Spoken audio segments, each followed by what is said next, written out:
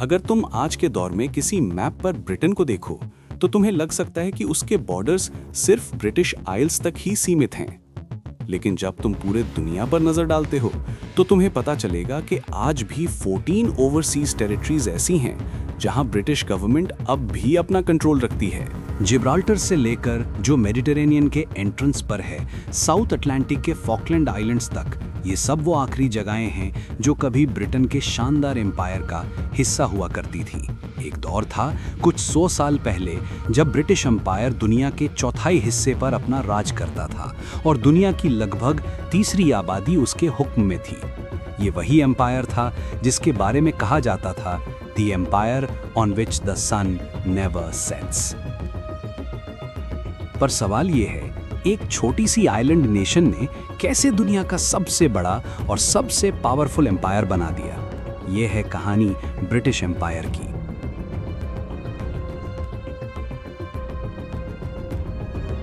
British empire की बुनियादें उस वक्त रखी गई थी जब खुद ब्रिटेन नाम का मुल्क फॉर्मली मौजूद भी नहीं था।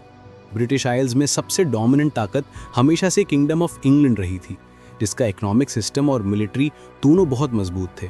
मिडिल एजेस और अर्ली मॉडर्न पीरियड के दौरान इंग्लैंड ने वेल्स और आइलैंड के कुछ हिस्सों पर कब्जा कर लिया था, लेकिन नॉर्थ में स्कॉटलैंड अब भी एक फख्र से भरा आज़ाद मुल्क था जो अपने पावरफुल सदर्न नेबर के बार बार के हमलों को डांट कर रोक लेता था।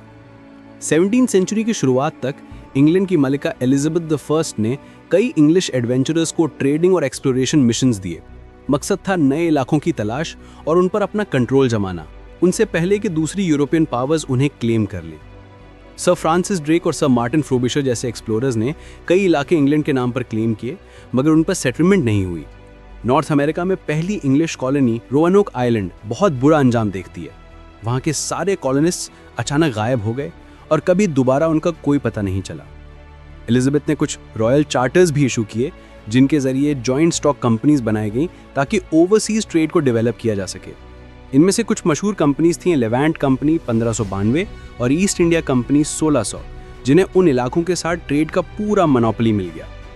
1603 में जब एलिजाबेथ वफात पा गई तो इंग्लैंड का ताज स्कॉटलैंड के जेम्स द सिक्स्थ के सर पर आया। जब जेम्स ने दोनों ताज पहने तो वो king of Scotland and England बन गया। इसे यूनियन ऑफ द क्राउन्स कहा गया, लेकिन दोनों किंगडम्स अलग अलग रूल होते रहे। किंग जेम्स ने एलिजाबेथ के मिशन को आगे बढ़ाया और नई ओवरसीज कॉलोनीज बनाने पर फोकस किया, जिनके लिए 3 तरह के कॉलोनी स्ट्रक्चर्स रखे गए। पहली थी क्राउन कॉलोनी, जो सीधा मोनार्क के अंडर होती थी और वहाँ एक रॉयल गवर्नर के जरिए हुकूमत चलाई जाती थी। दूसरी थी चार्टर कॉलोनी, जो क्राउन कॉलोनी जैसी ही थी लेकिन एक कॉरपोरेट चार्टर के तहत चलती थी, जहाँ लोगों को ज़्यादा पॉलिटिकल फ्रीडम मिलती थी। तीसरी थी प्रोप्राइटरी कॉलोनी, जिसे एक इंडिविजुअल, आमतौर पर जॉइंट स्टॉक कंपनी का हेड गवर्न करता था। ये कॉलोनीज असल में कमर्शियल इंटरप्राइजेज होती थीं जिनका मकसद मुनाफा कमाना और शेयर होल्डर्स को फ़ायदा देना होता था। प्रॉपर्टी गवर्नर्स अक्सर खुद कॉलोनी में नहीं रहते थे, इसलिए वो अपनी जगह लोकल गवर्नर्स और काउंसिल्स को अपॉइंट करते थे जो उनकी तरफ से हुकूमत चलाते थे। वक्त के साथ साथ ये प्रोप्राइटरी कॉलोनी संभालना मुश्किल होती गई, इसलिए उन्हें क्राउन कॉलोनीज बना दिया गया। लेकिन इंग्लैंड के बाहर अपनी ताकत बढ़ाने का एक और अहम कदम था अल्स्टर का प्लांटेशन। इसमें स्कॉटलैंड और इंग्लैंड के प्रोटेस्टेंट लोगों को आयरलैंड के नॉर्थ हिस्सों में लाकर बसाया गया। किंग जेम्स के दौर के शुरुआती सालों में होने वाला ये प्लान बाद में अंग्रेज़ों के लिए एक मिसाल बना। इसी तरह के तरीके से उन्होंने बाद में नए इलाके कब्जे में लिए। 1600 के दौरान इंग्लैंड ने नॉर्थ अमेरिका और कैरिबियन में अपने कब्जे बढ़ाए। कुछ नए इलाके उन्होंने खुद ढूंढे और कुछ दूसरे मुल्कों से छीन लिए, जैसे न्यूयॉर्क जो 1665 में डच से लिया गया। साथ ही अंग्रेज़ों ने अफ्रीका और ईस्ट इंडीज़ में भी अपनी तिजारत मजबूत की, वहाँ छोटी छोटी फोर्ट और बाजार बनाए। 1660 में उन्होंने रॉयल अफ्रीकन कंपनी बनाई, जो अगले कुछ सालों में समुद्री गुलामी के तिजारती दौर का सबसे बड़ा हिस्सा बन गई। ये काम बहुत फ़ायदेमंद था, लेकिन इंसानियत के लिए निहायत जालिम और दर्दनाक भी। इसी दौर में स्कॉटलैंड ने भी अपनी कॉलोनीज बनाने की कोशिश की। उन्होंने सोचा कि इंग्लैंड जैसे वो भी दूर के इलाकों में बस्तियां करें, मगर उनकी हर कोशिश नाकाम रही।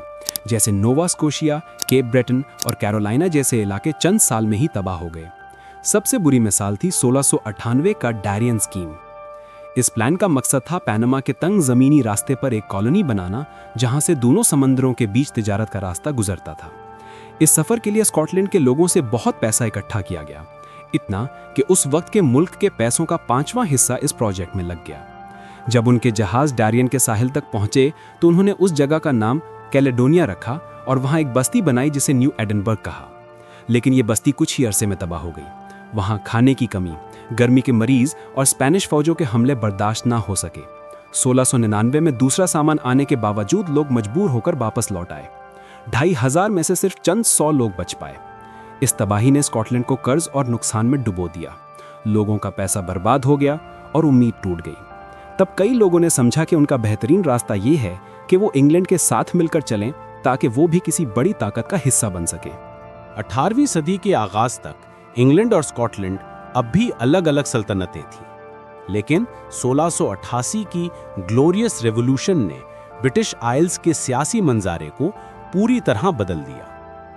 कैथोलिक बादशाह जेम्स दूसरा को ताकत से हटाकर उसकी प्रोटेस्टेंट बेटी मेरी और उसके डच शौहर विलियम को ताज पहनाया गया, जो बाद में किंग विलियम तीसरा कहलाया। इंग्लैंड और स्कॉटलैंड दोनों का हुक्मरान। इंग्लैंड में एक कानून बनाया गया कि सिर्फ प्रोटेस्टेंट लोग ही ताज के वारिस बन सकते हैं, लेकिन यह कानून स्कॉटलैंड पर लागू नहीं होता था। इसीलिए क्वीन एन के दौर में 1700 की शुरुआत में दोनों मुल्कों के दरमियान एक नया इत्तेहाद बनाने की कोशिश हुई ताकि दोनों के पार्लियामेंट एक हो जाएं और प्रोटेस्टेंट लाइन ऑफ सक्सेशन मजबूत रहे।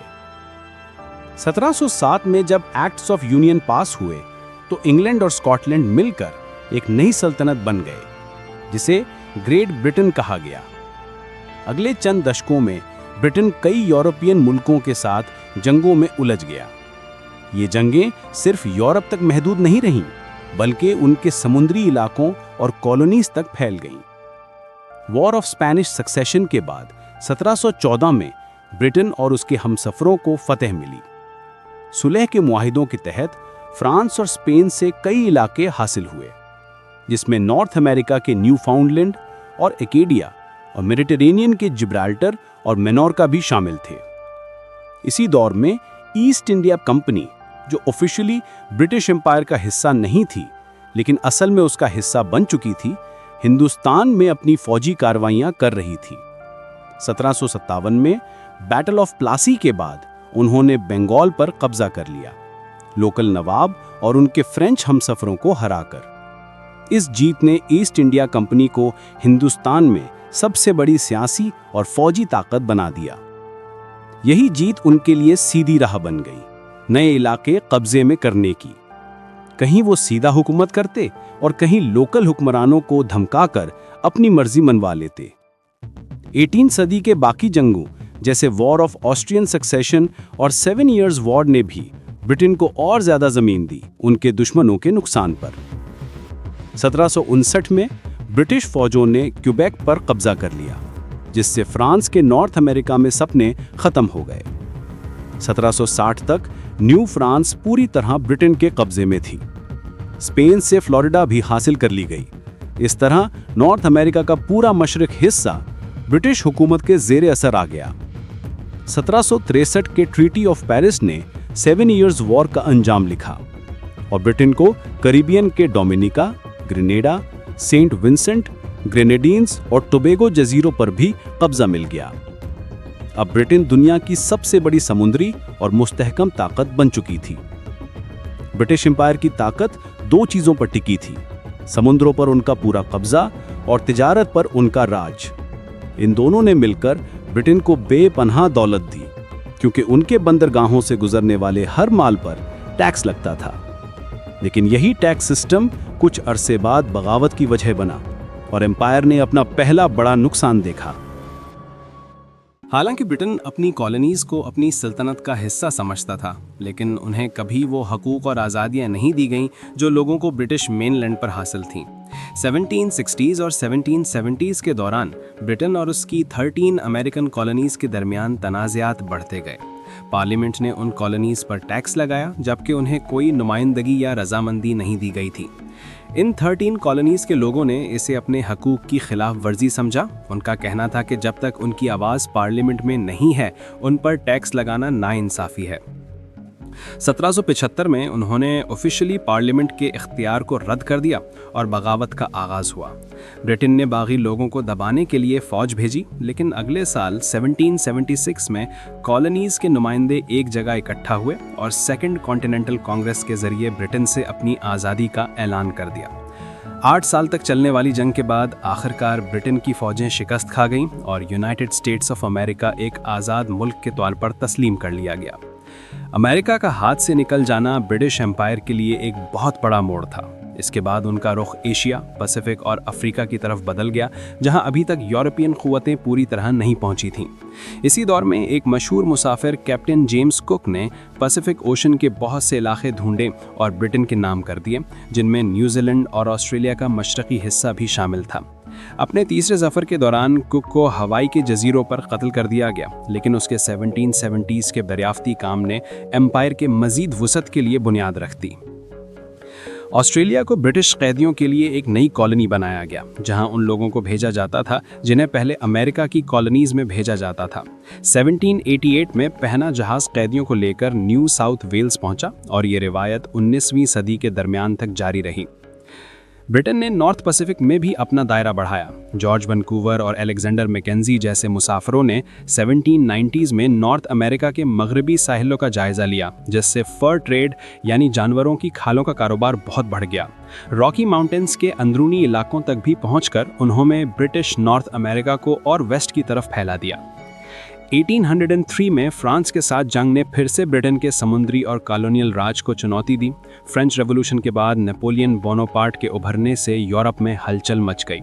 अपनी कॉलोनीज़ और सरहदें बचाने के लिए ब्रिटेन ने अपना सारा मालो दौलत जंग में डाल दिया। रॉयल नेवी ने फ्रेंच पोर्ट्स का घेरा किया और उनके समुद्री इलाकों पर हमले किए। 1805 में बैटल ऑफ ट्रफाल्गर में ब्रिटेन ने फ्रांस और स्पेन की मिलती जुलती नेवी को शिकस्त दी। इस जंग में उनका मशहूर एडमिरल लॉर्ड नेल्सन शहीद हो गया, लेकिन उसकी फतह ने ब्रिटेन को अगले 140 साल तक समुद्रों का बेताज बादशाह बना दिया। 1815 तक जब नेपोलियनिक वॉर्स ख़त्म हुए तो ब्रिटेन और इसके हमसफ़रों ने फ्रांस, स्पेन और हॉलैंड से कई नए इलाके हासिल कर लिए और ब्रिटिश एम्पायर पहले से भी ज़्यादा मजबूत और वसी हो गया। इस दौर में ब्रिटेन ने अपनी कॉलोनियल पावर और ज़्यादा एक्सपेंड कर ली थी और केप कॉलोनी जैसे इलाके ब्रिटिश एम्पायर का हिस्सा बन गए। इन कैरिबियन कॉलोनीज़ में बहुत से शुगरकेन के प्लांटेशन थे, जहां गुलाम मजदूरों के जरिए मेहनत कराई जाती थी। ब्रिटेन ने अटलांटिक स्लेव ट्रेड से पहले ही बहुत फ़ायदा उठाया था, लेकिन जब इंडस्ट्रियल रेवोल्यूशन आया तो ब्रिटिश मर्चेंट्स और कैपिटलिस्ट्स ने अपना फोकस बदल लिया। अब उनका मकसद ये था कि ब्रिटेन के अंदर ही चीज़ें बनाई जाएं, बजाय गुलामों के जरिए कॉलोनीज़ से गुड्स लेने के।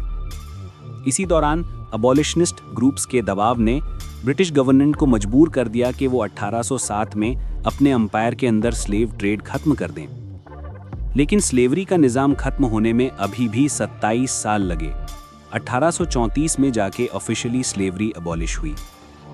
1815 से 1914 तक का दौर ब्रिटेन का इंपीरियल सेंचुरी कहलाता है।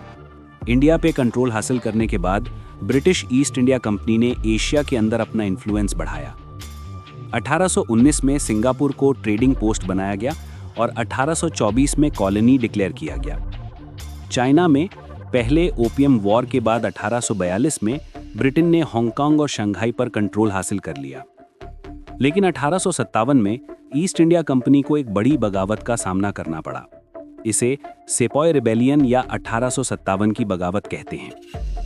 लोकल इंडियन सिपाहियों ने अपने ब्रिटिश ऑफिसर्स के खिलाफ हथियार उठा लिए।